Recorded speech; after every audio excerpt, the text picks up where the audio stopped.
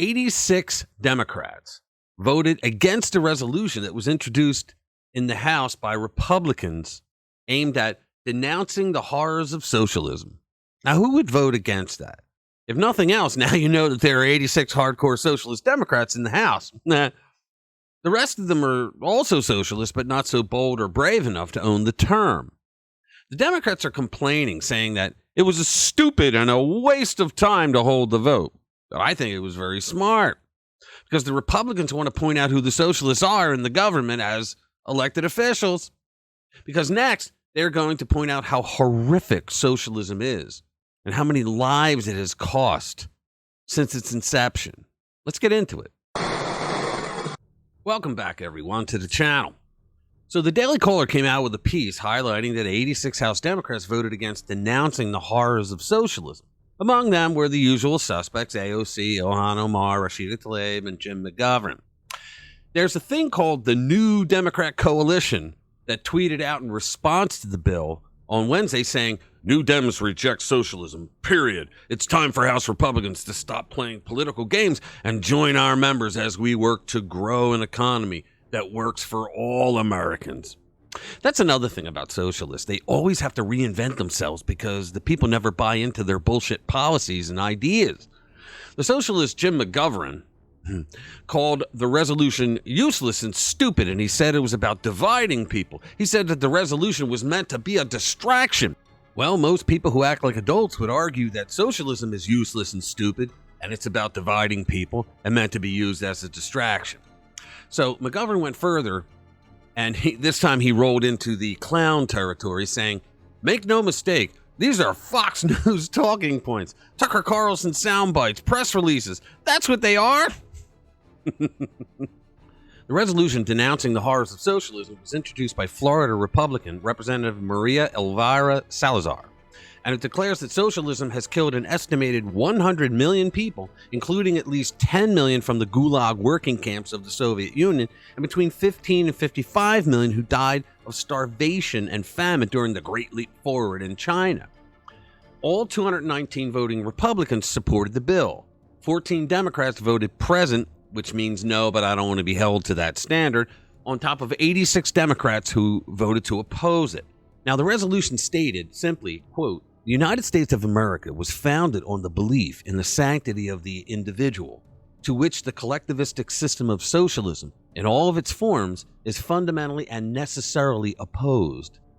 Now, the problem with denouncing socialism, especially today after all the crap that the socialists have done with brainwashing younger people, is that many people today believe that socialism is loving and caring and helping those that don't have enough food to eat or a place to sleep.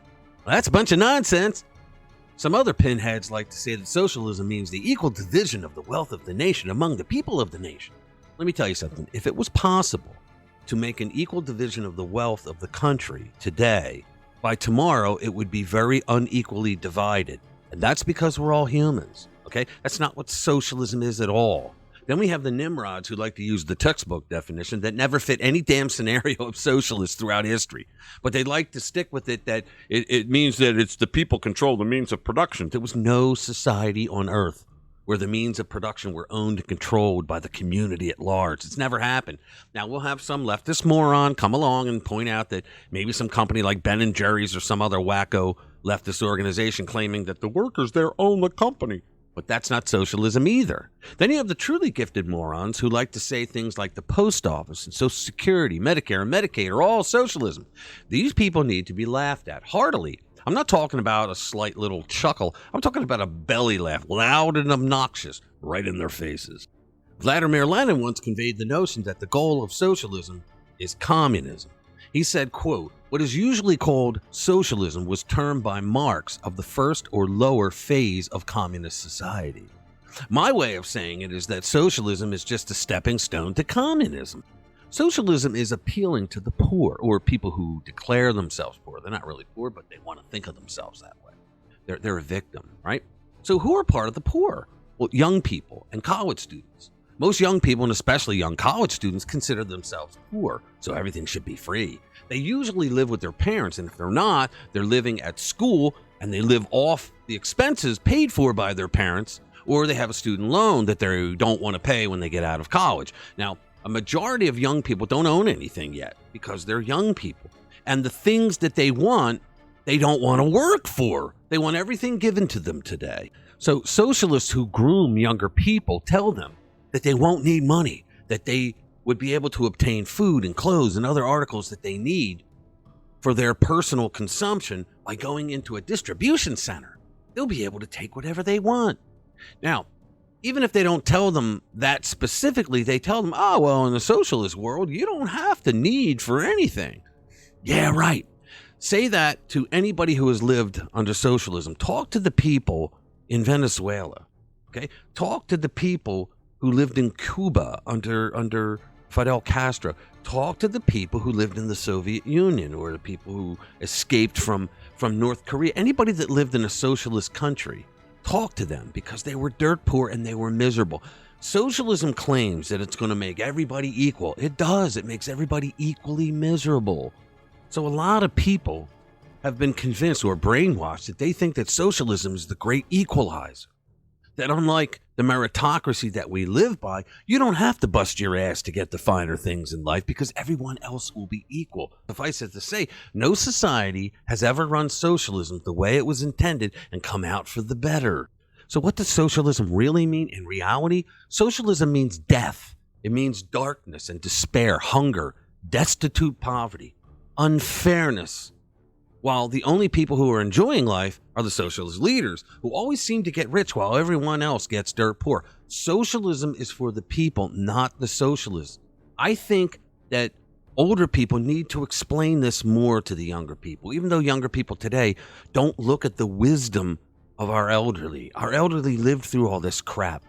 They understand it. They've seen it. They saw the horrors of socialism in Nazi Germany. They saw the horrors of socialism in Russia, communist Soviet Russia. They saw the horrors that even today, one of the worst human rights abuses is China. If you were to ask any 20th century dictator, okay, like if they all got into a room and you heard them talking, they would all say, oh, socialism is socialism is socialism. There's no such thing as socialism light. All of it is collectivism, and collectivism is not natural. It's humans don't find it natural, which is why they hate it, because it's totally unfair. Socialism, my friends, is slavery. Abraham Lincoln once described slavery as, you work and toil and earn bread, and I'll eat it. That is exactly what socialism is. Socialism is government picking favorites and pampering them with the rewards of the hard work of other people. And a lot of people say, well, socialism was never done right. It wasn't done the right way. No, I assure you, it was done the right way, and the results were always the same. The place wherever they lived became a shit show. Okay, so that's it. Thanks a lot. Thanks for spending time with us. We'll see you in the next one.